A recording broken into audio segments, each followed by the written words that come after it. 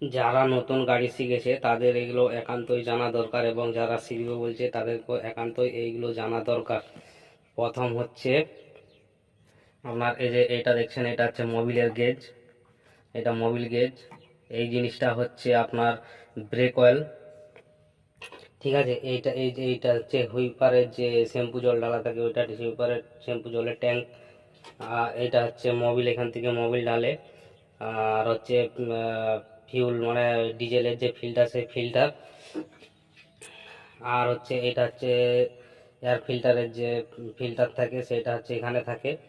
আর এটা হচ্ছে কুলেন, এখানে কুলেন থাকে। আর এটা হচ্ছে ব্যাটারি। আর এটা হচ্ছে আপনার ফিউজ বক্স। এগুলো আপনাকে আগে জানতে হবে, বিশেষ নইলে কিন্তু আপনারা রাস্তার মাঝে অসুবিধায় পড়তে পারেন। তো গাড়ি কি কি কারণে বন্ধ হয়, তো এর পরের ভিডিওতে আমি বলবো কি কি কারণে, কয়টি কারণে গাড়ি বন্ধ হতে পারে।